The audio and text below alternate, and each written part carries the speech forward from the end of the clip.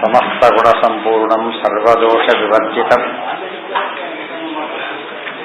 ಲಕ್ಷ್ಮೀನಾರಾಯಣಂ ವಂದೇ ಭಕ್ತಾಭೀಷ್ಟ ಫಲಪ್ರದಂ. ಎಷ್ಟೀಗ ಪೂರ್ವದರ್ಶಂಗ ತಸ್ಮಾತ್ ಜ್ಞಾನರೂಪ ಪ್ರವೃತ್ತಿ ಸಾಮ್ಯೇನ ಪೂರ್ವದರ್ಶಂಗ ಜೀವನಂಬಿದಗ್ರೇತನಂ ಪದಮಿಹಾನ್ವೇತಿ ಲಬ್ರೋಪನಿಮಿತ್ತಾ ಪಂಚಮಿ ಏಕೋ ಜನಾರ್ದನೋ ಅಜನ್ಮಮೋಚಕತ್ವಾಭ್ಯಾಂ ಸ್ವತಂತ್ರೋ ವಿಷ್ಣು ಕಂಪಕಃ. ಅದಕ್ಕೆ ಅರ್ಥ ಹೇಳ್ತಾ ಇದ್ದಾರೆ. ಏನು ಕಂಪಕಃ ಅಂದ್ರೇನು? ಜೀವತಃ ಇತ್ಯಗ್ರೇತನಂ ಪದಮಿಹಾಪಿ ಅನ್ವೇತಿ ಲಬ್ಲೋಪನಿಮಿತ್ತ ಪಂಚಮಿ. ಮುಂದೆ ಏಕೋ ಜನಾರ್ದನಃ ಅಜನ್ಮಮೋಚಕತ್ವಾಭ್ಯಾಂ ಸ್ವತಂತ್ರೋ ವಿಷ್ಣು. ಜನಾರ್ದನ ಅಂದ್ರೆ ಸ್ವತಂತ್ರ ಅಂತ ಅರ್ಥ. ಯಾತಕ್ಕೆ? ಅಜನ್ಮ ಮೋಚಕತ್ವ ನ ಜಾಯತೆ ಇತಿ ಜನ, ಹುಟ್ಟಿಲ್ಲದವನು. ಅರ್ಧನಃ ಮೋಚಕನಾದವನು. ಅಜನ್ಮ ಮೋಚಕತ್ವಾಭ್ಯಾಂ ಸ್ವತಂತ್ರೋ ವಿಷ್ಣು. ಜನ್ಮರಹಿತನಾಗಿ ಉಳಿದವರ ಸಂಸಾರ ಬಂಧನವನ್ನು ಮಾಡತಕ್ಕಂಥ ಕಾರಣದಿಂದಾಗಿ ಸ್ವತಂತ್ರನಾಗಿರ್ತಕ್ಕಂಥ ವಿಷ್ಣುವು ಜೀವತೋ ಜೀವಮಾದಾಯ, ಅದು ಲಬ್ಲೋಪರಿಮಿತ್ತ ಪಂಚಮಿ ಅಂದ್ರೆ ಅದೇ ಜೀವನನ್ನ ಕರ್ಕೊಂಡು ಕಂಪಕಃ ಚೇಷ್ಟಕಃ, ಇಲ್ಲಿ ಕಂಪನ ಮಾಡಿಸ್ತಾನೆ ಅಂತ ಹೇಳಿದ್ರೆ ಭಯಪಡಿಸ್ತಾನೆ ಅಷ್ಟೇ ಅರ್ಥ ಅಲ್ಲ, ಪ್ರತಿಯೊಂದು ಕಾರ್ಯಗಳನ್ನು ಮಾಡಿಸ್ತಾನೆ. ಕಂಪನ ಮೂಮೆಂಟ್, ಪ್ರತಿಯೊಂದು ಚೇಷ್ಟೆಗಳನ್ನು ಕೂಡ ಮಾಡಿಸ್ತಾನೆ. ಉಚ್ಚಾವಚಾಯೇನ ಸಮಸ್ತ ಚೇಷ್ಟ ಅಂತ ಬಂತಲ್ಲ ಹಾಗೆ. ಸಹ ಸವಾನೇ ಇತಿ ವಾಕ್ಯೋಕ್ತ ಉಭಯಲೋಕ ಸಂಚಾರಕರ್ತ ಸಹ ಅಂತ ಹೇಳಿದ್ರಲ್ಲ, ಆ ವಿಷ್ಣುವೇ ಸಮಾನ ಇತಿ ವಾಕ್ಯೋಕ್ತ ಏಕಃ ಜನಾರ್ದನಃ ಜೀವತಃ ಸಹ ಸಮಾನಃ ಇತ್ಯಾದಿ ಶ್ರುತಿ ವಾಕ್ಯ. ಅದು ವಾಕ್ಯ ಇಲ್ಲಿಲ್ಲ, ಅದೇನೆ ಮುಂದೆ ಹೋಗಿಲ್ಲ. ಅದೇ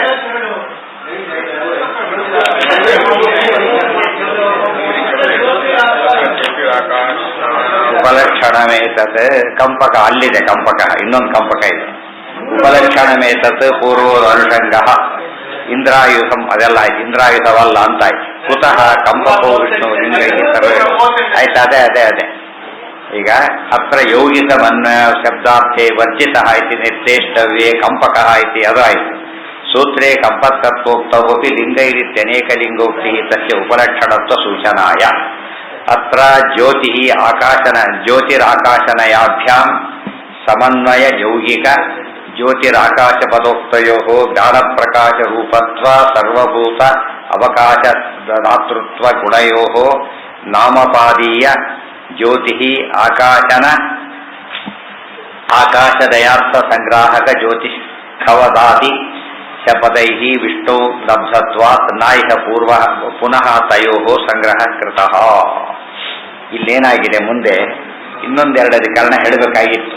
ಯಾತಕ್ಕೆ ಹೇಳಲಿಲ್ಲ ಅಂತ ಕೇಳಿದ್ರೆ, ಅದೇ ಅರ್ಥ ಇಲ್ಲಿ ಈಗಾಗಲೇ ಬಂದು ಹೋಗಿದೆ, ಹಿಂದೆ ಬಂದಿರೋದ್ರಿಂದ ಅಲ್ಲೇ ಸಂಗ್ರಹ ಮಾಡಿರೋದ್ರಿಂದ ಇಲ್ಲಿ ಮಾಡಲಿಲ್ಲ. ಯಾವ್ಯಾವುದು? ಅತ್ರ ಜ್ಯೋತಿ ಆಕಾಶನಯಾಭ್ಯಾಂ, ಜ್ಯೋತಿರ್ನಯ ಆಕಾಶನಯ.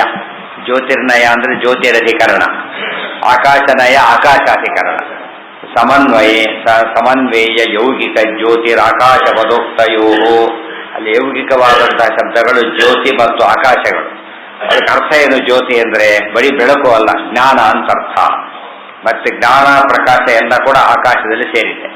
ಅದೇ ರೀತಿ ರೂಪತ್ತು ಸರ್ವಭೂತ ಅವಕಾಶ ಪ್ರದಾತೃತ್ವ ಗುಣಯೋ, ಆಕಾಶ ಶಬ್ದಕ್ಕೆ ಅವಕಾಶ ಪ್ರದಾತೃತ್ವ ಅಂತಕ್ಕಂಥ ಗುಣ.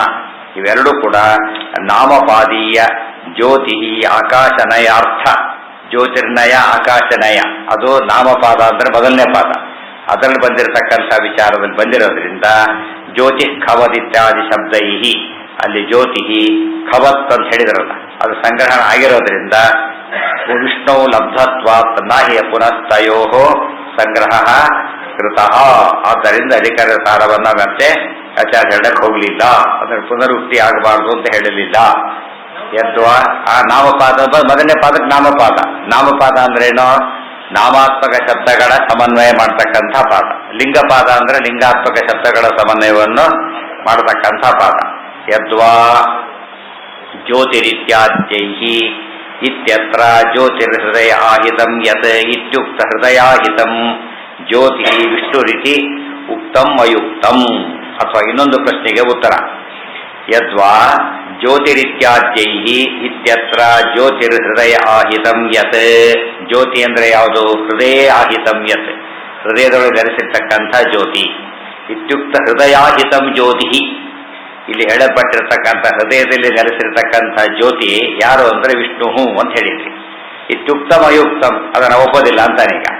ವಾಜಸನೇಯೇ ಷಷ್ಠೇ ಪ್ರಾಣೇಶು ಹೃದ್ಯಂತರ್ಜ್ಯೋತಿ ಇತಿ ಶ್ರುತ ಹೃತ್ಸ್ಥ ಜ್ಯೋತಿಷಃ ಸ ಸಮಾನಃ ಸನ್ ಉಭೌ ಲೋಕೌ ಅನುಸಂಚರತಿ.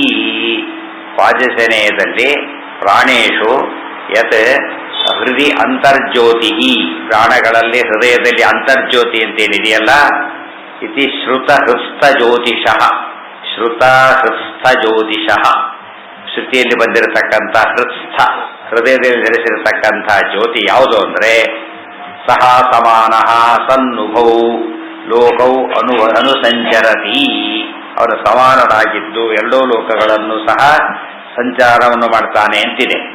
ಅಂತ ಹೇಳಿದ್ರಿಂದ ಏನಾಯ್ತಲ್ಲಿ? ಇತ್ಯಾದಿನ ಉಕ್ತ ಕರ್ಮಾಧೀನ ಉಭಯಲೋಕ ಸಂಚರಣಾದಿಲಿಂಗೈ ಜೀವತ್ವಾತ್ ಪ್ರಾಕ್ತನವಪಿ ಸಯೇವ ಇತ್ಯತಃ ಪ್ರಾಪ್ತಂ. ಇಲ್ಲಿ ಉಭೌ ಲೋಕೋ ಅನುಸಂಚರತಿ, ಎರಡು ಲೋಕಗಳಿಗೂ ಸಂಚಾರವನ್ನು ಮಾಡ್ತಾನೆ ಅಂದ್ರೆ ಜೀವನ ಲಕ್ಷಣ ಇದೆ. ಆದ್ದರಿಂದ ಇಲ್ಲಿ ಬಂದಿರತಕ್ಕಂಥ ವ್ಯಕ್ತಿತ ಜೀವನೇ ಹೊರತು ಯಾರಲ್ಲ, ವಿಷ್ಣುವಲ್ಲ. ಅದೇ ರೀತಿ ಹಿಂದೆ ಹೇಳಿರ್ತಕ್ಕಂಥವನು ಅವನೇ, ಪ್ರಾಕ್ತನವಪಿ ಸಯೇವ, ಹಿಂದೇನು ಹೇಳಿದ್ರಲ್ಲ ಅವನು ಅವನೇನೆ, ಒಟ್ಟು ವಿಷ್ಣು ಅಲ್ಲೇ ಅಲ್ಲ ಅಂತ ವಾದ ಮಾಡಕ್ಕೆ ಹೊರಟ್ರೆ ಉತ್ತರ ಜ್ಯೋತಿರ್ದರ್ಶನಾದಿತಿ. ಜ್ಯೋತಿರಧಿಕರಣ ಜ್ಯೋತಿರ್ದರ್ಶನ ತಸ್ಯಾಪಿ ಅರ್ಥ ಕಂಪಕಃ ಇತಿ. ಈ ಜ್ಯೋತಿರಧಿಕರಣ ಕೂಡ ಕಂಪಕಃ ಅನ್ನೋ ಆಚಾರ್ಯ ಮಾತಿನಲ್ಲೇ ಈ ಅಣುಭಾಷ್ಯದಲ್ಲಿ ಸಂಗ್ರಹೀತವಾಗಿದೆ. ಪೂರ್ವದರ್ಶಂಗ ಹೇಗೆ ಬಂದನ್ನು ತೋರಿಸ್ತಾರೆ. ಜೀವತಃ ಇತಿ ಅಗ್ರೇತರಂ ಪದವಿಹ ಅಪಿ ಅನ್ವೇತಿ, ಮುಂದೆ ಬರತಕ್ಕಂಥ ಜೀವತಃ ಅನ್ನೋ ಪದ ಅಗ್ರೇತನ ಮುಂದಿರ್ತಕ್ಕಂಥ ಪದ ಇಲ್ಲೂ ಕೂಡ ಅನ್ವಯ ಮಾಡಿಕೊಳ್ಬೇಕು. ಲೆಬ್ಲೋಪ ನಿಮಿತ್ತ ಪಂಚಮಿ, ಅದು ಲೆಬ್ ಜೀವತೋ ಅಂದ್ರೆ ಜೀವಮಾದಾಯ, ಅದಕ್ಕೆ ಲೆಬ್ ಆದಾಯ ಅಂಬದ ಲೆಪ್ ಅಂತ ಅದನ್ನು ಹೇಳಿಲ್ಲ, ಆದ್ದರಿಂದ ಲೆಪ್ ಲೋಪ ಅಂತ ಹೆಸರು. ಏಕೋ ಜನಾರ್ದನೋ ಅಜನ್ಮ ಮೋಚಕತ್ವಾಭ್ಯಾಂ ಸ್ವತಂತ್ರೋ ವಿಷ್ಣು. ಜನಾರ್ದನ ಶಬ್ದಕ್ಕೆ ವಿಷ್ಣು ಅಂತ ಅರ್ಥ. ಯಾಕೆ? ಅಜನ್ಮ ಮೋಚಕತ್ವ, ತನಗೆ ಹುಟ್ಟಿಲ್ಲ ಉಳಿದವರಿಗೆ ಬಂದವನ್ನ ಮೋಚನ ಮಾಡ್ತಾನಾದ್ರಿಂದ ಜನಾರ್ದನ. ಜೀವತೋ ಜೀವಮಾದಾಯ ಕಂಪಕಃ ಚೇಷ್ಟಕಃ ಸಹ ಸಮಾನಃ ಇತಿ ವಾಕ್ಯೋಕ್ತ ಉಭಯ ಲೋಕ ಸಂಚಾರಕರ್ತ. ಸಹ ಅಂದ್ರೆ ಜೀವ ಅಂತ ಅರ್ಥ ಮಾಡ್ಕೊಳ್ಬಾರದು. ಯಾರಿಲ್ಲಿ ಸಹ ಅಂದ್ರೆ ವಿಷ್ಣು ಅಂತ ಅರ್ಥ. ನತು ಅಸ್ವತಂತ್ರೋ ಜೀವ, ಜೀವನ ಯಾತಕ್ಕೆ ತಗೊಳ್ಳಕ್ ಬರೋದಿಲ್ಲ, ಅಸ್ವತಂತ್ರನಾದ್ದರಿಂದ. ಉಕ್ತಂಚ ನ್ಯಾಯ ವಿವರಣೆ, ಇದನ್ನೆಲ್ಲ ಆಚಾರ್ಯರು ನ್ಯಾಯವಿವರಣದಲ್ಲಿ ಹೇಳಿದ್ದಾರೆ. ಲೋಕ ಸಂಚರಣಂ ಜೀವಮಾದಾಯ ಸತ್ಯೈವ ಅದುಃಖೇನ ಸ್ವಾತಂತ್ರ್ಯಾತಿಥಿ.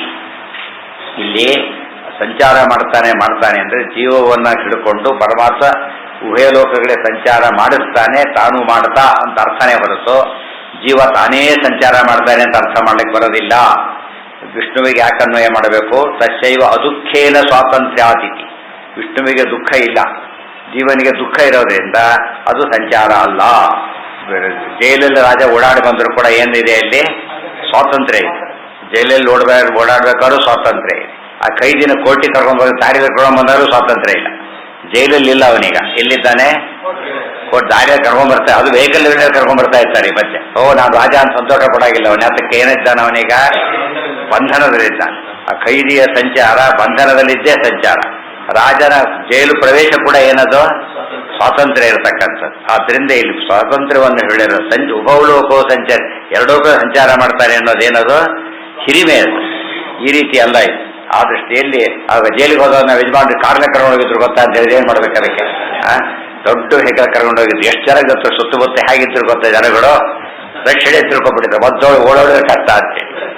ಭಾರಿ ಪೂಜ್ಯರಿಗೂ ಹಿಂದೆ ದಕ್ಷಿಣೆಗೋಸ್ಕರ ಜನ ನಿಂತಿರ್ತಾರೆ. ಇವರಿಗೆ ಓಡೋಗಬಾರ್ದು ಅಂತ, ಅವ್ರು ಯಾರು ಓಡಿ ಬರಬಾರ್ದು ಇವ್ರ ಹತ್ರ ಅಂತ, ಗೊತ್ತಾಯ್ತಾ? ಆದ್ದರಿಂದ ಅದರ ವೈಭವ ಅಂತ ತಿಳ್ಕೊಳ್ಳೋದಕ್ಕೆ ಹೋಗಬಾರದು, ಅದು ದೋಷ. ತತ್ ತಸ್ಮಾತ್ ಜ್ಞಾನ ರೂಪ ವೃತ್ತಿ ಹೇತು ಸಾಮ್ಯೇನ ತದನ್ಯತ್ರ ಚ ವಾಚಕೈ ಏತತ್ ಪ್ರಕರಣಸ್ಥ ಜ್ಯೋತಿಶಬ್ದ ಮತ್ತೆ ಸ್ವಯಮಾತ್ಮಾದಿ ಶಬ್ದೈ ಮುಖ್ಯತೋ ಜನಾರ್ದನ ಏವ ವಾಚ್ಯಃ ತತ್ ತಸ್ಮಾತ್ ಆದ್ದರಿಂದ ಜ್ಞಾನ ರೂಪ ಪ್ರವೃತ್ತಿ ಹೇತು ಸಾಮ್ಯೇನ. ಇಲ್ಲಿ ಕಂಪಕ ಅಂದ್ರೆ ಪ್ರವೃತ್ತಿ ಅಂದ್ರೆ ಜ್ಞಾನ ಕೊಡತಕ್ಕಂಥ ಪ್ರವೃತ್ತಿ ಎಂಬುದು ಸಾಮಾನ್ಯವಾದದ್ದಲ್ಲ. ತದನ್ಯತ್ರ ಚ ವಾಚಕೈಹಿ, ಅದೇ ಅದನ್ನು ಬಿಟ್ಟು ಇನ್ನೂ ಏನೇನು ಬೇರೆ ಹೇಳ್ತಕ್ಕಂಥ ಶಬ್ದಗಳು ಅಂತ ಇಲ್ಲಿ ಕಾಣಿಸ್ತಾ ಇವೆ, ಅವೆಲ್ಲವೂ ಕೂಡ ಏತತ್ ಪ್ರಕರಣಸ್ಥ ಜ್ಯೋತಿಷ್ ಶಬ್ದ ಸ್ವಯಮಾತ್ಮಾದಿ ಶಬ್ದೈಹಿ, ಈ ಪ್ರಕರಣದಲ್ಲಿ ಬಂದಿರತಕ್ಕಂತಹ ಜ್ಯೋತಿಷ್ ಶಬ್ದ, ಸ್ವಯಂ ಶಬ್ದ, ಆತ್ಮ ಶಬ್ದ, ಇದೇ ಮೊದಲಾದ ಶಬ್ದಗಳಿಂದ ಮುಖ್ಯತೋ ಜನಾರ್ದನ ಏವ ವಾಚ್ಯ. ಅದೆಷ್ಟೋ ಶಬ್ದಗಳು ಬಂದಿದೆ, ಜ್ಯೋತಿ, ಸ್ವಯಂ, ಆತ್ಮ ಇತ್ಯಾದಿ ಎಲ್ಲವೂ ಕೂಡ ಯಾರ್ಯಾರು ಪರಿಣಿಸೋದು? ಜನಾರ್ದನ ವಿಷ್ಣುವಿಗೆ ಹೊರತು ಜೀವನಿಗಲ್ಲ. ತಥಾ ಜಾಯಮಾನಃ ಶರೀರಮಪಿ ಸಂಪದ್ಯಮಾನಃ ಇತ್ಯಾದಿನ ಉಕ್ತ ಜಾಯಮಾನತ್ವ ಮ್ರಿಯಮಾನತ್ವಾದಿಲಿಂಗೈಃ ಸರ್ವೈಃ ಅಂತರ್ಣೀತ ನಿಜರ್ಥತೆಯ ಯುತಶ್ಚ ಕುತಃ ಕಂಪಕೋ ವಿಷ್ಣು. ಆಗ ಒಂದು ಕೆಲವು ಶಬ್ದಗಳು ಬಂತು. ಜಾಯಮಾನಃ ಅಂತ ಪದ ಬಂತಲ್ಲಿ, ಶರೀರಮಪಿ ಸಂಪದ್ಯಮಾನಃ ಅಂತ ಬಂತು. ಜಾಯಮಾನಃ ಹುಟ್ಟುವವನಾಗಿ, ಶರೀರಮಪಿ ಸಂಪದ್ಯಮಾನಃ ಶರೀರವನ್ನು ಹೊಂದುವವನಾಗಿ ಅಂತ ಬಂದಿದೆ. ಇವೆಲ್ಲ ಹೇಗೆ ವಿಷ್ಣುವಿಗೆ ಅನ್ವಯ ಮಾಡ್ತೀರಿ? ಜೀವಗಲ್ಲ ಅನ್ವಯ ಅವೆಲ್ಲ ಕೂಡ. ಹುಟ್ಟುವವನು, ಶರೀರವನ್ನು ಹೊಂದುವವನು ಅಂತ ಹೇಳಿದರೆ ಇದು ಹಾಗೆ ಅರ್ಥ ಮಾಡ್ಕೋಬಾರ್ದು. ಸರ್ವೈಹಿ ಅಂತರ್ಣೀತ ನಿಜರ್ಥತೆಯಾಯುತಶ್ಚ. ಇಲ್ಲಿ ಅಂದ್ರೆ ಹುಟ್ಟುವವನು, ಶರೀರವನ್ನು ಹೊಂದುವವನು ಎರಡು ಒಂದೇ ಪ್ರಸಂಗದಲ್ಲಿ ಎರಡೆರಡು ವಾಕ್ಯದಲ್ಲಿ ಬಂದಿದೆ. ಒಂದ್ ಕಡೆ ಜಾಯಮಾನ ಅಂತ ಬಂತು, ಒಂದ್ ಕಡೆಗೆ ಶರೀರ ವಿಸಂಪದ್ಯಮಾನ ಅಂತ ಬಂತು. ಇವೆಲ್ಲ ಜೀವನಿತಾನ ಅನ್ವಯ ಅಂತ ಕೇಳಿದವನು. ನೀವೆಲ್ಲ ಸ್ವಾತಂತ್ರ್ಯಗಳೆಲ್ಲ ವಿಷ್ಣುವಿಗೆ ಅಂತ ಯಾರು ಅರ್ಥ ಮಾಡ್ತೀರಿ, ಇವೆಲ್ಲ ಜೀವನಿಗೆಲ್ಲ ಏನು ಹುಟ್ಟೋದು ಶರೀರ ಹೊಂದೋದಲ್ಲ ಅಂತ ಕೇಳಿದ್ರೆ ಹಾಗೆ ಅರ್ಥ ಮಾಡ್ಕೋಬಾರ್ದು. ಅಂತರ್ಣೀತ ನಿಜರ್ಥತೆಯ, ಅಲ್ಲಿ ಹುಟ್ಟುವವನು ಅಂದ್ರೆ ಹುಟ್ಟುವವನಲ್ಲ, ಹುಟ್ಟಿಸುವವನಾಗಿ ಅಂತ ಅರ್ಥ ಮಾಡಬೇಕು. ಅದೇ ರೀತಿ ಶರೀರವನ್ನು ಹೊಂದಿಸುವವನಾಗಿ ಅಂತ ಮಾಡಬೇಕೆ ಹೊರತು ತಾನೇ ಹೊಂದುವವನಾಗಿ ಅಂತ ಮಾಡಬಾರದು. ನಮ್ಮಲ್ಲೂ ಪದ ಇದೆ, ಏನ್ರಿ ಆ ಊರಿಗೆ ಹೋದ ಮನೆ ಕಟ್ಸಿಬಿಟ್ಟ ನೋಡಿದ್ರ, ಹ್ಯಾಸ್ ಬಿಲ್ಟ್ ಎ ಹೌಸ್ ಅಂತ. ಹ್ಯಾಸ್ ಬಿಲ್ಟ್ ಎ ಹೌಸ್ ಎಂದು ಶುರು ಮಾಡಿದ ಕಾಂಟ್ರಾಕ್ಟ್ ಕೆಲಸನ ಅಥವಾ ಮೇಸನ್ರಿ ಅಂತ ಹೇಳ್ತಾರ? ಹ್ಯಾಸ್ ಬಿಲ್ಟ್ ಅಂದ್ರೇನು? ಅವನೇ ಇಟ್ಟಿಗೆ ತಗೊಂಡು ಕಟ್ಟಿದ ಅಂತ ಅರ್ಥ ಅಲ್ಲ, ಕಟ್ಟಿಸಿದ ಅಂತ ಅರ್ಥ. ಕಟ್ಟಿದ ಶಬ್ದಕ್ಕೆ ಏನರ್ಥ? ಕಟ್ಟಿಸಿದ, ಮಾಡಿದ, ಮಾಡಿಸಿದ. ಗೊತ್ತಾಯ್ತು? ಏನ್ ಲೋಪ ಆಗಿಲ್ಲ, ಅದು ಏನಾಗಿದೆ? ಅಂತರ್ಣೀತ ನಿಚ್. ನಿಚ್ ಅಂದ್ರೆ ಏನು? ಕಾಜಲ್ ಫಾರಂ. ಮಾಡಿಸೋದಕ್ಕೆ ನಿಚ್ ಅಂತ, ಮಾಡೋದಕ್ಕೆ ಕರ್ತರಿ ಅಂತ. ಇಲ್ಲಿ ಆಕ್ಚುಲಿ ಕರ್ತರಿ ಹೇಳಿದ್ರು ಕೂಡ ಅರ್ಥ ಏನಂತ ಮಾಡ್ಕೋಬೇಕು? ಅಂತರ್ಣೀತ ನಿಚ್. ಅಲ್ಲಿ ಅಂಡರ್ಸ್ಟುಡ್, ಏನ್ ಅಂಡರ್ಸ್ಟುಡ್? ಅದು ಕಾಜಲ್ಲಿ ಚೇಂಜ್ ಮಾಡ್ಕೋಬೇಕಲ್ಲ, ಅದು ಒಳಗಿದೆ, ಅದು ಹೇಳಿಲ್ಲ ಅಂತ ಅಷ್ಟೇ ಅರ್ಥ. ಅಂತರ್ಣೀತ ಅಂದ್ರೆ ಏನು? ಒಳಗೆ ಹಿಡನ್ ಆಗಿದೆ ಅಷ್ಟೇ ಹೊರತು ಅದನ್ನ ಎಕ್ಸ್ಪ್ಲೇನ್ ಮಾಡ್ಕೊಂಡ್ರೆ ಅರ್ಥ ಬರುತ್ತೆ. ಯಾರ ಬಗ್ಗೆ ಮಾತಾಡ್ತೀವಿ ಅನ್ನೋದ್ರ ಮೇಲೆ ಅರ್ಥ ಮಾಡ್ಕೋಬೇಕು. ಸರ್ವೈಹಿ ಅಂತರ್ಣೀಚ, ಅದೇ ಅನೇಕ ಕೃತ್ವ ವಿವಾಹಂತು ಗುರು ಪ್ರವೀರಾಹ, ಮಹಾಭಾರತದಲ್ಲಿ ಬರುತ್ತೆ. ಉದ್ಯೋಗ ಪರ್ವ ಶುರುವಾಗಬೇಕಾದ್ರೆ ಕೃತ್ವ ವಿವಾಹಂತು ಗುರು ಪ್ರವೀರಾಹ, ವಿವಾಹವನ್ನು ಮಾಡಿದವರಾಗಿ ಅಂತ ಬಂತು. ಮಾಡಿಸಿದವರಾಗಿ, ಯಾರಿಗೆ? ಪಾಂಡವರೆಲ್ಲ ಏನ್ ಮಾಡಿ ಅಭಿಮನ್ಯು ವಿವಾಹ ಮಾಡಿಸಿದ್ರು, ಉದ್ಯೋಗ ಆ ಕಡೆ ಹೊರಟರು. ಅದಕ್ಕೆ ಕೃತ್ವ ಅಂದ್ರೆ ಕಾರಯಿತ್ವ ಅಂತ ಅರ್ಥ ಮಾಡಬೇಕೆ ಹೊರತು ಏನಂತ ಮಾಡಬಾರ್ದು? ಮಾಡಿ ಅಲ್ಲ, ಮಾಡಿಸಿ ಅಂತ ಅರ್ಥ. ಇದಕ್ಕೆಲ್ಲ ಅಂತರ್ಣೀತ ನಿಚ್ ಅಂತ. ವಿಷ್ಣು ಅವೇದಂ ಜ್ಯೋತಿ ಕಂಪಕೋ ವಿಷ್ಣು. ಆದ್ರಿಂದ ಕಂಪಕ ಶಬ್ದಕ್ಕೆ ಏನಂತ ಅರ್ಥ? ಇಲ್ಲೆಲ್ಲ ಕೂಡ ವಿಷ್ಣು ಅಂತಾನೆ ಅರ್ಥ. ಈ ಹುಟ್ಟಿಸೋದು, ಶರೀರ ಕೊಡಿಸೋದು ಎಲ್ಲ ಕೂಡ ಬಗೆ ಬಗೆಯ ಕಾರ್ಯಗಳು. ಇದೆಲ್ಲ ಆಗೋದು ಯಾರಿಂದ? ವಿಷ್ಣುವಿನಿಂದ ಅಂತ. ಏನು ಕಂಪಕ ಅಂದ್ರೆ ಬರೀ ವೈಬ್ರೇಷನ್. ಯಾವ ರೀತಿ? ಈಗ ಎಲ್ಲ ರೀತಿಯಲ್ಲೂ ಕೂಡ ಇಷ್ಟು ಮೂವ್ಮೆಂಟ್ ಅಲ್ಲಿದೆ. ಏನಂದ್ರೆ ಈ ಅಳ್ಳಾಡುತ್ತೆ ಅಂತ ಅರ್ಥನಾ? ಏನಂತ? ಮುಂದೆ ಆಕ್ಷನ್ ತಗೊಳಕ್ ಮುಂದೆ ಹೋಗ್ತಾ ಇದೆ ಅಂತ ಅರ್ಥ. ಮೂವ್ಮೆಂಟ್ ಶಬ್ದಕ್ಕೆ ಬರೀ ಇದ್ದರೆ ಶೇಕ್ ಆಗೋದು ಅಂತ ಅರ್ಥ ಅಲ್ಲ, ಎಲ್ಲ ಅದಕ್ಕೆ ಉಪಲಕ್ಷಣ ಅಂತ ಹೇಳಿ. ಅವಿಷ್ಟು ಕೂಡ any activity is understood. All activities ಜೀವನದೆಲ್ಲ ಯಾರಿದೆ? ಕಂಪಕ ತೇನ ವಿನಾ ತೃಣಮಪಿ ನಚಲತಿ. ಆ ಅರ್ಥದಲ್ಲಿ ನಚಲತಿ ಅಂದ್ರೆ ಏನು? ಓಡಾಡೋದಿಲ್ಲ ಅಷ್ಟೇ ಅಲ್ಲ, ಯಾವ ಫಂಕ್ಷನ್ ಮಾಡೋದಿಲ್ಲ ಅಂತಾರೆ. ಇಲ್ಲಿ ಮೂವ್ ಆಗೋದಿಲ್ಲ ಅಂತ ಅಷ್ಟೇ ಅರ್ಥ ಮಾಡಬಾರ್ದು. ಏನ್ ಮಾಡಬಾರ್ದು? It will not function without help of Vishnu ಅಂತ ಅರ್ಥ ಮಾಡಬೇಕೆ ಹೊರತು ಬರೀ ಓಡಾಡೋದಿಲ್ಲ ಅರ್ಥ ಮಾಡ. ಓಡಾಡೋದ್ರೆ ಮಾತಾಡ್ಬೋದಲ್ಲ ಅಂತ ಕೇಳಿದ್ರೆ ಇಲ್ಲ, ಮಾತಾಡೋದಕ್ಕೂ ಏನು ಬೇಕು? ಮತ್ತೆ ದೇವ್ರು ಬೇಕು. ಅದಕ್ಕೆ ಏನಂತ ಹೇಳ್ಬೇಕಿಲ್ಲಿ? ಆಲ್ ಫಂಕ್ಷನ್ಸ್ ಇನ್ಕ್ಲೂಡ್ ಮಾಡಬೇಕೆ ಹೊರತು ಬರೀ ಮೂವ್ಮೆಂಟ್ ಅಂತ ಅರ್ಥ ಮಾಡಬಾರ್ದು. ಅದೇ ರೀತಿ ಕಂಪಕ ಶಬ್ದಕ್ಕೆ ಆ ರೀತಿ ಅರ್ಥ, ಬರೀ ವೈಬ್ರೇಟ್ ಅಲ್ಲ. ವಿಷ್ಣು ಅವೇದಂ ಜ್ಯೋತಿ, ವಿಷ್ಣುರೇ ವೇದಂ ಜ್ಯೋತಿ ತದ್ದೇವ ಜ್ಯೋತಿಷಾಂ ಜ್ಯೋತಿ ಇತ್ಯಾದಿ ಶ್ರುತಿಷು ಜ್ಯೋತಿಶಬ್ದಸ್ಯ ವಿಷ್ಣುವೇಕವಾಚಿತ್ವ ಸಿದ್ಧೇರಿತಿ. ಬರೀ ನಾವು ಊಹೆ ಮಾಡಿ ಹೇಳಿದ್ದಲ್ಲ, ಬೇರೆ ಶ್ರುತಿವಾಕ್ಯಗಳಿವೆ, ಅವೆಲ್ಲೇ ಸ್ಪಷ್ಟವಾಗಿ ಆಚಾರ್ಯ ಭಾಷೆಯಲ್ಲಿ ಕೋಟ್ ಮಾಡಿರ್ತಕ್ಕಂಥ ಶ್ರುತಿವಾಕ್ಯಗಳು. ಅಲ್ಲಿ ಜ್ಯೋತಿಷ್ ಶಬ್ದ ಹೇಳಬೇಕಾದ್ರೆ ವಿಷ್ಣುರೇ ವೇದಂ ಜ್ಯೋತಿ, ವಿಷ್ಣುರೇವ ವಿಜಿಜ್ಞಾಸ್ಯ ಬಂದಾಗೆ ವಿಷ್ಣುರೇವ ಇದಂ ಜ್ಯೋತಿ, ವಿಷ್ಣುವೇ ಜ್ಯೋತಿ ಅಂದ್ರೆ ಜ್ಯೋತಿ ಅಂದ್ರೆ ಏನು? ಜೀವನಿಗೆ ಜ್ಞಾನ ಕೊಡುವವನು. ಜ್ಯೋತಿ ಕೆಲಸ ಏನು? ಬೆಳಗೋದು. ವಿಷ್ಣುವೇ ಲೋಕವನ್ನು ಬೆಳೆಸ್ತಾನೆ. ಗೊತ್ತಾಯ್ತಾ? ಅದೆಲ್ಲ ಬಂದಿದೆ. ವೇದಾದಿತ್ಯ ಕಥಂ ತೇಜ, ಸೂರ್ಯ ಬೆಳಕು ಕೊಡೋದಲ್ಲ, ಸೂರ್ಯನೊಳಗಿದ್ದು ಬೆಳಕು ಕೊಡಿಸೋದು ವಿಷ್ಣು ಆ ಅರ್ಥದಲ್ಲಿ. ಅದೇ ಜ್ಞಾನ ಕೊಡೋದು ಕೂಡ ಬುದ್ಧಿಯೊಳಗಿದ್ದು ತಾನೇ. ಎಲ್ಲ ಅರ್ಥನ ತಗೊಳ್ಳೋದಕ್ಕೆ ಪದ ಬಂದಿದೆ. ತದ್ದೇವ ಜ್ಯೋತಿಷಾಂ ಜ್ಯೋತಿ, ದೇವತೆಗಳೆಲ್ಲ ಜ್ಯೋತಿಗೂ ಜ್ಯೋತಿಯಾದಂತಹ ಜ್ಯೋತಿಷಾಂ ತಜ್ಜ್ಯೋತಿ. ಭಗವದ್ಗೀತೆ 13ನೇ ಅಧ್ಯಾಯದಲ್ಲೂ ಬರುತ್ತೆ. ಪರಮಾತ್ಮ ಪರತಃ ಪರಃ ಜ್ಯೋತಿಷಾಂ ಜ್ಯೋತಿ ಎಲ್ಲ ವರ್ಣನೆ ಮಾಡಿದ್ದಾರೆ. ಇತ್ಯಾದಿ ಶ್ರುತಿಷು ಜ್ಯೋತಿಷ್ ಶಬ್ದಸ್ಯ ವಿಷ್ಣುವೇಕವಾಚಿತ್ವ ಸಿದ್ಧೇರಿತಿ. ವಿಷ್ಣುವೇಕವಾಚಿತ್ವ, ವಿಷ್ಣು ಒಬ್ಬನನ್ನೇ ಹೇಳ್ತಕ್ಕಂಥ ವಿಷಯ ಸ್ಪಷ್ಟವಾಗಿ ಬಂದ. ಯಾಕೆ ಏವ ಶಬ್ದ ಇದೆಯಲ್ಲ, ವಿಷ್ಣುವೇ ವಾಚ್ಯ ಅಂತ ಹೇಳಿದಾಗ ವಿಷ್ಣುರಪಿ ಜ್ಯೋತಿ ಅಂತ ಹೇಳಲಿಲ್ಲ, ವಿಷ್ಣುರೇವ ಇದಂ ಜ್ಯೋತಿ, ವಿಷ್ಣುವೇ ಜ್ಯೋತಿ ಶಬ್ದ ವಾಚ್ಯ ಅಂತ ಹೇಳಿದ ಮೇಲೆ ಅದು ಮುಗಿದು. ಅದೇ ಜ್ಯೋತಿರ್ಗಣೇಶ, ವಿಷ್ಣು ಸಹಸ್ರನಾಮದಲ್ಲೂ ಬರುತ್ತೆ. ಜ್ಯೋತಿರ್ಗಣೇಶ್ವರ ಜ್ಯೋತಿ, ಜ್ಯೋತಿರ್ಗಣೇಶ್ವರ ಎಲ್ಲ ವಿಷ್ಣುವಿನ ಹೆಸರುಗಳು. ತಥಾ ಆತ್ಮೈ ವಾಚ್ಯ ಜ್ಯೋತಿ ಕಥಮ ಆತ್ಮ, ಇಲ್ಲ ಆತ್ಮ ಶಬ್ದ ಬಂತಲ್ಲ ಅದು ಕೂಡ ವಿಷ್ಣುವಾಚಕ. ಏಕೆ? ಆತ್ಮೈ ವಾಚ್ಯ ಜ್ಯೋತಿ, ಜ್ಯೋತಿ ಆತ್ಮನೇ, ಆತ್ಮ ವಿಷ್ಣುವೇ ಅಂತ ಹೇಳಿದ್ದಾರೆ. ಕಥಮ ಆತ್ಮ ಯೋಯಂ ವಿಜ್ಞಾನಮಯ ಪ್ರಾಣೇಶು ಇತಿ ಜೀವಸ್ಯ ಸುಪ್ತ್ಯಾದೌ ಜ್ಞಾನಹೇತು ಸ್ವರೂಪ ಜ್ಯೋತಿ ಜ್ಯೋತಿಷ್ವೇನ ಉಕ್ತ ಆತ್ಮನೋ ಜೀವಸ್ವರೂಪತ್ವೇ ತಸ್ಯ ಪ್ರಸಿದ್ಧತ್ವೇನ ಕಥ ಆತ್ಮ ಇತಿ ಪ್ರಶ್ನೆ ಅಯೋಗಾತ್ ವಿಷ್ಣುತ್ವಸ್ಯೈವ ಅಚ್ಯತ್ವಾಚ್ಯ ಇತಿ ಹೇರರ್ಥಃ. ಕಥಮ ಆತ್ಮ ಅಲ್ಲೇನು ಅರ್ಥ ಮಾಡಕ್ ಹೊರಟಿದ್ದವನು ಆತ್ಮ ಶಬ್ದಕ್ಕೆ ಜೀವ ಅಂತ ಅರ್ಥ ಮಾಡಕ್ ಹೊರಟಿದ್ದ. ಅದು ಸರಿಯಾಗಿ ಓದು, ಅಲ್ಲಿ ಆಗಿಲ್ಲ ಅಂತ ಹೇಳ್ತಾರೆ. ಕಥಮ ಆತ್ಮ ಯೋಯಂ ವಿಜ್ಞಾನಮಯ ಪ್ರಾಣೇಶು, ಇಂದ್ರಿಯಗಳಲ್ಲಿ ವಿಜ್ಞಾನಮಯನಾಗಿರ್ತಕ್ಕಂಥ ಆತ್ಮ ಯಾರು ಅಂತ ಪ್ರಶ್ನೆ. ಅದು ಉತ್ತರ ಕೊಡಬೇಕಾದ್ರೆ ಇತಿ ಜೀವಸ್ಯ ಸುಪ್ತ್ಯಾದೌ ಜ್ಞಾನಹೇತು ಹೇತುತ್ವರೂಪ ಜ್ಯೋತಿಷ್ವೇನ ಉಕ್ತ ಆತ್ಮನೋ. ಇಲ್ಲಿ ಆತ್ಮ ಅಂತ ಕರೆದಾಗ ಬೆಳಗುವವನು ಎಂಬ ಅರ್ಥದಲ್ಲಿ ಉಪಯೋಗಿಸಿದ್ದಾರೆ. ಜೀವನಿಗೆ ಸಾಮರ್ಥ್ಯ ಇಲ್ಲ. ಜೀವಸ್ವರೂಪತ್ವೇ ತಸ್ಯ ಪ್ರಸಿದ್ಧತ್ವೇನ ಕತರ ಆತ್ಮ ಇತಿ ಪ್ರಶ್ನೆ ಅಯೋಗ. ಗೊತ್ತಿರೋದಕ್ಕೆ ಪ್ರಶ್ನೆ ಕೇಳೋದಕ್ಕೆ ಹೊರಟಿಲ್ಲ.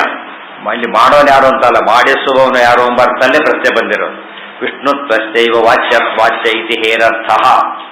ಮನೆ ಯಾರೋ ಕಟ್ತಾ ಇರ್ತಾರೆ, ನೋಡ್ತಾನೆ, ಯಾರು ಕಟ್ತಿರೋದು? ಕಾಣಿಸೋದಿಲ್ಲ, ಅವನೇ ಕಟ್ತಿದ್ದಾನೆ ಅಂತ ಹೇಳಿದ್ರೆ ಅಲ್ಲಿ ಯಾರು ಕಟ್ತಿರೋ ಏನರ್ಥ? ಅದಕ್ಕೆ ಅಲ್ಲಿ ಯಜಮಾನ ಯಾರು ಅಂತ ಅರ್ಥ. ಕಟ್ತ ಎದುರಿಗೆ ಕಾಣಿಸ್ತಾ ಇದೆ, ಅದಕ್ಕೆ ಜೀವ ಸ್ವರೂಪ ಸಿದ್ಧವಾಗಿದೆ ಈಗಾಗಲೇ. ಗೊತ್ತಾಯ್ತಾ? ಜೀವನ ಪ್ರಶ್ನೆ ಬಂದಿಲ್ಲ ಅಲ್ಲಿ. ಜೀವನ ಕೈಲಿ ಮಾಡಿಸೋಣ ಯಾರು ಅಂತ ಪ್ರಶ್ನೆ ಬಂದಿರೋದು. ಗೊತ್ತಾಯ್ತಾ? ಕೆಲವು ಪ್ರಶ್ನೆಗಳು ಹಾಗೇನೆ, ಯಾರು ಮಾಡಿಸ್ತಿರೋದು? ಕಣ್ಣಿಗೆ ಕಾಣೋದಿಲ್ಲ ಅಂತ ಯಾರು ಹೇಳೋದೇ ಇಲ್ಲ. ತಕ್ಷಣ ನೀವು ಯಾರು, ನೀವು ಮತ್ತೆ ಯಾರು ಅಂತ ಯಾಕೆ ಹೇಳ್ತೀರಿ? ನೀವು ಅಂತ ಹೇಳಿದ್ರೆ ಯಾರು ಯಾತಕ್ಕೆ? ಗೊತ್ತಾಗಿದೆಯಲ್ಲ ನೀವು ಅಂತ ಹೇಳಿದ್ರೆ. ನೀವು ಅಂತ ಗೊತ್ತಾಗಿರೋದು ದೇಹ ಮಾತ್ರ, ಒಳಗಿರೋ ಚೇತನ ಗೊತ್ತಾಗದು. ಇನ್ನು ಅದೇ ರೀತಿ ಪ್ರಶ್ನೆ ಹೇಳ್ತಾ ಹೋದ ಒಳಗಿರೋ ದೇವ್ರು ಗೊತ್ತಾಗದು. ಆ ಅರ್ಥದಲ್ಲಿ ಕೆಲವು ಪ್ರಶ್ನೆಗಳಿಗೆ ಮೇಲ್ನೋಟಕ್ಕೆ ಒಳಗಿರೋ ಅರ್ಥ ಬೇರೆ ಅಂತ ಗೊತ್ತಾಗುತ್ತೆ. ಪ್ರಶ್ನೆ ಅಭಿಪ್ರಾಯನೂ ಬೇರೆ, ಉತ್ತರ ಅಭಿಪ್ರಾಯನೂ ಬೇರೆ. ಜೀವ ಸ್ವರೂಪತ್ವೇ ತಸ್ಯ ಪ್ರಸಿದ್ಧತ್ವೇನ ಕತರ ಆತ್ಮ ಇತಿ ಪ್ರಶ್ನೆ ಅಯೋಗ. ಸೊ ಕತರ ಆತ್ಮ ಅನ್ನೋ ಪ್ರಶ್ನೆಗೆ ಅವಕಾಶ ಇಲ್ಲ ಅಲ್ಲಿ. ಆದ್ದರಿಂದ ಮುಖ್ಯ ಆತ್ಮ ಯಾರು ಅಂತಾನೆ ಪ್ರಶ್ನೆ. ವಿಷ್ಣುತ್ವಸ್ಯೈವ ವಾಚ್ಯ ಇತಿ ಹೇರರ್ಥ. ಹಿ ಅಂತಕ್ಕಂಥ ಪದ ಏನಿದೆ, ಹ ಹಿ ಇತ್ಯಾದಿಗಳಿಗೆ ಹಿ ಅಂತ ಪದಕ್ಕೆ ಏನರ್ಥ? ಅಲ್ಲಿ ಇದಿಷ್ಟು ಪ್ರಸಿದ್ಧವಾಗಿದೆ, ಅವರ ವಿಷಯ ಅಲ್ಲ, ವಿಷ್ಣುವಿನ ವಿಷಯ ಬರಬೇಕಾಗಿದೆ ಅಂತ ಹೇಳೋದು. ಪ್ರಸಿದ್ಧಿ ಹೇಳೋದಕ್ಕೋಸ್ಕರ ಹಿ ಎಂಬುದು ಪ್ರಸಿದ್ಧ. ಹಿ ಸಂಸ್ಕೃತದಲ್ಲಿ ಪ್ರಸಿದ್ಧ ವಾಚಕವಾದ ಪದ ಹಿ. ಅಲ್ವೇ ಅಂತಾರಲ್ಲ ಹಾಗೆ. ಅಲ್ವೇ ಅಂತ ಹೇಳಿದ್ರೆ ಏನರ್ಥ? ಎಲ್ಲರಿಗೂ ಗೊತ್ತಿರೋ ವಿಚಾರ ಅಂತ. ತಕ್ಷಣ ಹೌದು ಅನ್ಬೇಕು, ಗೊತ್ತಿದೆ ಅಂತ ಅರ್ಥ. ಜನಾರ್ದನ ಇತ್ಯತ್ರ ಜನೇತಿ ಅಜತ್ವೋಕ್ತ್ಯ ಆದಿತ್ಯಾದಿ ಜ್ಯೋತಿರ್ಮಾತ್ರಸ್ಯ ಅಸ್ತಮಯೇನ ಜೀವಸ್ಯ ಸುಪ್ತ್ಯಾದೌ ಜ್ಞಾನ ಹೇತುತ್ವೇಪಿ ಜ್ಞಾನ ಹೇತುತ್ವೇಪಿ ಹರೇಹೇ ಉದಯಾಸ್ತಮಯಾದಿ ಶೂನ್ಯಸ್ಯ ತದಾ ಜೀವಜ್ಞಾನ ಹೇತುತ್ವರೂಪಂ ಜ್ಯೋತಿಷ್ವಂ ಯುಕ್ತಂ. ಜನಾರ್ದನ ಪದದಲ್ಲಿ ಆಚಾರ್ಯರು ಸ್ಪಷ್ಟ ಮಾಡಿದ್ದಾರೆ. ಹೇಗೆ? ಜನೇತಿ ಅಜತ್ವ ಮುಕ್ತ್ಯ. ಜನ ಅಂದ್ರೆ ಅಜ, ನಜಾಯತೇತಿ ಜನ ಅಂದ್ರೆ ಅಜಃ. ಆದಿತ್ಯಾದಿ ಜ್ಯೋತಿರ್ಮಾತ್ರಸ್ಯ ಅಸ್ತಮಯೇನ. ಇದು ಅಜ ಅಂತ ವಿಷ್ಣುವಿಗೆ ಹೇಳಿದ ಮೇಲೆ ಇದು ಜೀವನಿಗೂ ಅಲ್ಲ, ಸೂರ್ಯಾದಿಗಳಿಗೂ ಅಲ್ಲ. ಯಾತಕ್ಕೆ? ಸೂರ್ಯಾದಿಗಳು ಯಾರವರು? ಅಜರಲ್ಲ. ಸೂರ್ಯ ಹುಡ್ತಾನೆ ಮುಡ್ತಾನೆ ಅಂತ ಹೇಳಿರೋದ್ರಿಂದ ಸೂರ್ಯ ಅಜ ಅಲ್ಲ. ಅದನ್ನ ಇನ್ನೂ ಬೇರೆ ಜ್ಯೋತಿನೇ ಹೇಳ್ಬೇಕ. ಜೀವಸ್ಯ ಸುಪ್ತಾದೌ ಜ್ಞಾನ ಹೇತುತ್ವೇಪಿ ಹರೇಹೇ ಉದಯಾಸ್ತಮಯಾದಿ ಶೂನ್ಯಸ್ಯ. ದೇವರ ಸೂರ್ಯಾದಿಗಳಿಗಿರೋ ಹಾಗೆ ಉದಯಾಸ್ತಮಯಾದಿಗಳಿಲ್ಲ. ಅದಕ್ಕೆ ಮಧ್ವದಲ್ಲಿ ಹೇಳಬೇಕಾದ್ರೆ ಸೂರ್ಯನಿಗೂ ಆಚಾರ್ಯಗೂ ಭಾರಿ ವ್ಯತ್ಯಾಸ ಇದೆ ಅಂತ ಹೇಳ್ತಾ ಏನು ಹೇಳಿದರು? ಅಪಿತ್ರಿಲೋಕ್ಯ ಬಹಿರುಲ್ಲಸಂತಿ ತಮೋಹರಂತಿ ಮುಹುರಾಂತರಂಚ ವಿಶ್ಯಾದೃಶಂನೋ ವಿಶದಾಂ ಜಯಂತಿ ಮಧ್ವಶ್ಚ ಕೀರ್ತಿ ದಿನನಾಥ ದೀಪ್ತಿ. ಆ ದಿನನಾಥ ಅಂದ್ರೆ ಸೂರ್ಯನ ಪ್ರಕಾಶವನ್ನ ವಾಯುದೇವರೇ ಮೀರಿಸಿದ್ದಾರೆ ಜೀವೋತ್ತವರು ಅಂತ ಹೇಳಿದ ಮೇಲೆ ಮುಖ್ಯ ಜ್ಯೋತಿ ಯಾರಾಗಬೇಕಾಗ ಉದಯಾಸ್ತಮಾನ ಹೊಂದಕ್ಕಂಥ ಜ್ಯೋತಿ ಅಲ್ಲ. ಉದಯ ಅಸ್ತಮಾನ, ಹುಟ್ಟೋದು ಮತ್ತು ಮುಳುಗೋದು. ಈ ಹುಟ್ಟೋದು ಮುಳುಗೋದು ಎಂಬುದು ದೇವರಿಗಿಲ್ಲ, ವಾಯುದೇವರಿಗೆ ಇಲ್ಲ. ದೇವರಿಗೆಲ್ಲ ಬರಬೇಕು. ಇಲ್ಲಿ ಮುಖ್ಯ ಜ್ಯೋತಿಯ ಪ್ರಶ್ನೆನೇ ಕೇಳಿರೋದ್ರಿಂದ ಇದನ್ನೇ ಹೇಳಬೇಕು. ಹರೇ ಹೃದಯ. ಯಾರು ಕೂಡ ಸಾವಿರಾರು ದೀಪ ಹಚ್ಚಿದ್ರು ಕೂಡ ಹಗಲಾಯ್ತು ಅಂಬೋದಿಲ್ಲ. ಯಾಕೆ? ಕತ್ತು ಕಡಿಮೆ ಆಯ್ತು ಅಂತಾರೆ ಹೊರತು ಹಗಲಾಯ್ತು ಅಂತ ಹೇಳೋದು. ಯಾತಕ್ಕೆ? ಸಾವಿರಾರು ಕೋಟಿ ಕೋಟಿ ದೀಪ ಹಚ್ಚಿದ್ರು ಕೂಡ ಅದು ರಾತ್ರಿಯಲ್ಲಿ ಬೆಳಕೆ ಹೊರತು ಏನಲ್ಲ, ಅದು ಹಗಲಲ್ಲ. ಹಗಲಲ್ಲಿ ಎಷ್ಟೇ ಮೋಡಾಗಿರೋದು ಕತ್ಲಾಗಿದ್ರು, ಕರೆಂಟ್ ಹೋಗಿದ್ರು ಕೂಡ ಕರೆಂಟ್ ಒಂದು ದೀಪನೂ ಹತ್ತುತ್ತಾ ಇಲ್ಲ, ಫುಲ್ ಮೋಡ. ಇಷ್ಟಾದ್ರೆ ಏನಂತಾರೆ ಅದನ್ನ? ಹಗಲು ಅಂತಾನೆ ಕರಿಬೇಕು. ಹಗಲು ಹಗಲೇ, ರಾತ್ರಿ ರಾತ್ರಿನೇ. ಸೊ ಜೀವನಿಗೆ ಎಷ್ಟೇ ನೀವು ಪ್ರಕಾಶ ಹೇಳಿದ್ರು ಕೂಡ ಏನವನು ಜೀವನ ಆಗಿ ಪ್ರಕಾಶ ಹೊರತು ಬೇರೆ ಅಲ್ಲ. ಆದರೆ ವಿಷ್ಣು ಸೂರ್ಯ ಯಾವ ಕಾಲಕ್ಕೂ ಕೂಡ ಆತ ಬಂದ್ರೆ ಯಾರು ಹೇಳ್ತಿರ್ತಾರೆ, ಹಗಲು ಬರ್ತಾನೆ ಸೂರ್ಯ ಬಚಾವಾದ, ರಾತ್ರಿ ಬಂದು ತೋರಿಸ್ಬೇಕಾಗಿತ್ತು ಅಂತ ಏನು ಮಾಡಬೇಕಾಗ? ಹಗಲಾಗೋದು ಯಾವಾಗ? ಸೂರ್ಯ ಬಂದ್ರೆ ಹಗಲಾಗೋದು. ಹಗಲಾಗಿದ್ದೊಳಗೆ ಸೂರ್ಯ ಬರೋದಿಲ್ಲ. ಸೂರ್ಯ ಬಂದ್ರೆ ಏನಾಗುತ್ತೆ? ಹಗಲಾಗೇ ಬಿಡ್ಬೇಕು. ಸೂರ್ಯ ಹೋದ್ರೆ ಏನಾಗ್ಬೇಕದು? ರಾತ್ರಿ ಆಗಲೇಬೇಕು. ಅದಕ್ಕೆ ಸೈನ್ಯವನ್ನು ಕೊಲ್ಬೇಕಾದ್ರೆ ಕೃಷ್ಣ ಏನ್ ಮಾಡ್ತಾನೆ? ಸೂರ್ಯ ಕಾಣಿಸ್ತಾ ಮಾಡ್ತಾನೆ. ಸೂರ್ಯ ಮುಳಿದ ಬಂದು ಸಿಕ್ಕಾಕೊಂಡ್ಬಿಡ್ತಾನೆ. ಸರಿಯಾಗಿ ಅರ್ಥ ಗೊತ್ತಿದ್ರೆ ಆ ಪ್ರಶ್ನೆ ಬರ್ತಿರ್ಲಿಲ್ಲ. ಆ ದೃಷ್ಟಿಯಿಂದ ಹಗಲು ರಾತ್ರಿಗಳ ಅರ್ಥ ಹೇಗೋ ಅದೇ ರೀತಿಯೇ ಜೀವನ ಜ್ಞಾನ ಏನೇ ಇದ್ರೂ ಕೂಡ ಅದು ರಾತ್ರಿಯ ಜ್ಞಾನ ಇದ್ದಾಗ ಹೊರತು ಅವನ ಬೆಳಕು ಬೆಳಕಲ್ಲ. ನಿಜವಾದ ಬೆಳಕು ಯಾರದು? ದೇವರದೇನೆ. ಸ್ವಯಂ ಜ್ಯೋತಿ ಅಂದ್ರೆ ದೇವರೊಬ್ಬನೇನೆ. ಜ್ಞಾನ ಹೇತುತ್ವೇಪಿ ಹರೇಹೇ ಉದಯಾಸ್ತಮಯಾದಿ ಶೂನ್ಯಸ್ಯ ತದಾ ಜೀವಜ್ಞಾನ ಹೇತುತ್ವ ರೂಪಂ ಜ್ಯೋತಿಷ್ಠಂ ಯುಕ್ತಂ. ಜೀವರಿಗೆ ಜ್ಞಾನ ಕೊಡ್ತಕ್ಕಂಥ ಅಪೂರ್ವವಾದ ಪ್ರಕಾಶ ಜ್ಯೋತಿ ದೇವರದೇ ಹೊರತು ಇವ್ರದಲ್ಲ. ಅದಕ್ಕೆ ಬುದ್ಧಿರ್ಬುದ್ಧಿಮತಾಮಸ್ಮಿ ಯೋ ಅಂತಃ ಪ್ರವಿಶ್ಯ ಧಿಯೋ ಯೋನಃ ಪ್ರಚೋದಯ. ಇವೆಲ್ಲ ಕೂಡ ಬುದ್ಧಿ ನಮ್ಮೆಲ್ಲಿ ಎದುರು ಫಂಕ್ಷನ್ ಮಾಡೋದಿಲ್ಲ, ಅದು ದೇವರು ಮಾಡಿಸಿದ್ರಷ್ಟೇ ಮಾಡೋದು. ಅರ್ಧನೇತಿ ಸಂಸಾರಾರ್ಧಕತ್ವೋಕ್ತ್ಯ ದುಃಖ ಅಭೋಗ ಸೂಚಕತ್ವೇನ. ಇಲ್ಲಿ ಜ್ಯೋತಿಗೆ ದುಃಖ ಇಲ್ಲ ಅಂತ ಹೇಳ್ತಾರೆ. ಅಂದ್ರೆ ಜೀವನಿಗೆ ದುಃಖ ಇರೋದ್ರಿಂದ ಜೀವ ಆಗ ಚಾನ್ಸ್ ಇಲ್ಲ. ಸ ಸಮಾನಃ ಸನ್ ಇತ್ಯುಕ್ತ ಸಮಾನತ್ವೇನೈವ ಉಭಯಲೋಕ ಸಂಚರಣಂ ಹರೇರೇವ ಯುಕ್ತಂ. ಸಮಾನನಾಗಿ ನಿರ್ವಿಕಾರನಾಗಿ ಎಲ್ಲಾ ಕಡೆ ಸಂಚಾರ ಮಾಡ್ತಾನೆ ಅಂದ್ರೆ ವಿಷ್ಣುವೇ ಹೊರತು ಜೀವ ಅಲ್ಲ. ಜೀವನಿಗೇನಿದೆ? ಮತ್ತು ಸ್ವಾತಂತ್ರ್ಯದ ಸಂಚಾರನೇ ಇಲ್ಲ. ಎರಡನೇದಾಗಿ ದುಃಖ ಅಭೋಗದ ಸಂಚಾರನೂ ಇಲ್ಲ. ದುಃಖ ಭೋಗ ಇದೆ. ಜೈಲಲ್ಲಿದ್ದವನಿಗೆ ದುಃಖ ಭೋಗ ಇದೆ. ಜೈಲು ಪ್ರವೇಶ ಮಾಡಿದ ರಾಜನೇ ದುಃಖ ಭೋಗ ಇಲ್ಲ, ಜೈಲಲ್ಲಿದ್ರೂ ಕೂಡ. ಆದ್ರಿಂದಾನೇ ಅವನು ಜೈಲಲ್ಲಿ ಹೊರಗೆ ಬಂದರೂ ದುಃಖ ಭೋಗ ಅವನಿಗಿದೆ, ಒಳಗಿದ್ದರೂ ದುಃಖ ಭೋಗ ರಾಜನಿಗಿಲ್ಲ. ಅದೇ ರೀತಿ ದೇವರಿಗೆ ಏನಿಲ್ಲ, ಅರ್ಧನ ಇನ್ನೊಬ್ಬರ ದುಃಖ ನಾಶ ಮಾಡೋನಾದ್ರಿಂದ ದುಃಖರಹಿತನಾದ ಆತ್ಮ ವಿಷ್ಣುವೇ. ನತು ಅದೇ ಅದಕ್ಕೆ ಹೇಳ್ತಾರೆ, ಬಂದಿರೋ ಪದಗಳೆಲ್ಲ ಸರಿಯಾಗಿ ನೋಡಬೇಕು. ಇದೆಲ್ಲ ಹೇಳೋ ತಾತ್ಪರ್ಯ ಏನು ಅಂದ್ರೆ, ಇಷ್ಟೆಲ್ಲ ಬ್ರಹ್ಮಸೂತ್ರ ಓದಿ ಆಯಿತು, ಯಾವುದೋ ಒಂದು ಸತ್ಯನಾರಾಯಣ ಕಥೆನೇ ಹೇಳಬೇಕು, ಒಂದು ಅನಂತ ಪದ್ಮನಾಭರ ಕಥೆ ಹೇಳಬೇಕು. ಅಲ್ಲಿ ಓದ್ಬೇಕು, ಇದೆಲ್ಲ ಮನಸ್ಸಲ್ಲಿ ಇಟ್ಕೊಂಡು ಹೇಳಬೇಕೆ ಹೊರತು ಅರ್ಥ ಮಾಡಬೇಕಾದ್ರೆ ಯಥಾ ಪ್ರಕಾರ ಏನು ಗೊತ್ತಿಲ್ಲ, ಏನು ಅರ್ಥ ಅದು? ಈಜು ಬರುತ್ತೆ, ಅದು ಎಲ್ಲಿ ಬಂದು ನಮ್ಮ ಬಾವಿಯಲ್ಲಿ ಮಾತ್ರ ಈಜಾಡ್ತೀನಿ ಅಂದರೆ ಈಜು ಬರುತ್ತೆ ಅಂತ ಕರೀತಾರ? ಅವನು ಈಜು ಬಂದ್ರೆ ಎಲ್ಲ ಏನು ಮಾಡ್ಬೇಕು ಅವನೀಗ? ಎಲ್ಲಿ ನೀರು ಗಂಟೆ ಈಜಾಡ್ಬೇಕು ಅಷ್ಟೇ ಹೊರತು ಇಲ್ಲಿ ಮಾತ್ರ ಬರುತ್ತೆ ಈಜಲ್ಲ. ನನ್ನ ಸೈಕಲ್ ಮಾತ್ರ ಓಡಿಸ್ತೇನೆ, ನನ್ನ ಕಾರ್ ಮಾತ್ರ ಓಡಿಸ್ತೇನೆ, ಡ್ರೈವಿಂಗ್ ಅಲ್ಲ. ಅದು ಯಾವ್ದು ಕೊಟ್ಟರು ಓಡಿಸಕ್ಕೆ ಬರಬೇಕು. ಅದೇ ಯಾವ್ದು ಕೊಟ್ಟರು ಡ್ರೈವಿಂಗ್ ಬರೆದ ಮೇಲೆ ಏನು ಮಾಡ್ಬೇಕು ಅವನು? ಯಾವ ವೆಹಿಕಲ್ ಹೇಗೆ ಓಡಿಸ್ಬೇಕು ಹಾಗೆ ಬ್ರಹ್ಮಸೂತ್ರ ಓದಿದ ಮೇಲೆ ಯಾವುದೇ ಕೊಟ್ಟರು ಏನು ಮಾಡ್ಬೇಕು ಅವನು? ಕರೆಕ್ಟ್. ಯಾಕೆ ಓದೋ ಕ್ರಮ ಹೇಳ್ಕೊಡ್ರಿ, ಹಿಂದೆ ನೋಡು, ಮುಂದೆ ನೋಡು, ಪದ ನೋಡು, ಜನ ಅರ್ಧನ ಏನಿದೆ, ಜೀವನಿಗೆ ಏನಿಲ್ಲ, ಅವಿಷ್ಟು ಕಷ್ಟ ಅರ್ಥ ಆಗ್ಬಿಡ. ಇವ್ರು ಅದಲ್ಲೇ ಇಲ್ಲೇ ಮಾಡಿಬಿಡ್ತಾರೆ, ಯಾರು ಗೌರಿ ಗಲಾಟೆಗಳು. ಅದೇ ಆದ್ದರಿಂದ ಕನ್ಫ್ಯೂಷನ್ ಆಗಿದೆ. ಆ ಕನ್ಫ್ಯೂಷನ್ ಬರಬಾರದು ಓದಿದ ಮೇಲೆ. ಯಾಕೆ? ತಸ್ಮಾತ್ ಸೂತ್ರಾರ್ಥಮಾಗೃಹ್ಯ ಕರ್ತವ್ಯ ಸರ್ವ ನಿರ್ಣಯ. ಸೂತ್ರಾರ್ಥ ಎಲ್ಲ ನಿರ್ಣಯ ಮಾಡಬೇಕು ಅಂತ ಹೇಳಿದ ಮೇಲೆ ಬೋದು. ಟಾರ್ಚ್ ಗಮನೆಯಲ್ಲಿ ಮಾತ್ರ ಟಾರ್ಚ್ ಹಾಕ್ತೀನಿ, ಬೆಳಕು ಬರುತ್ತೆ. ಆ ಟಾರ್ಚ್ ಏನದಾಗಿದೆ? ಟಾರ್ಚಿನ ಶಕ್ತಿ ಏನದು? ಎಲ್ಲಿ ಬಿಟ್ಟರು ಬೆಳಕು ಕೊಡೋದು.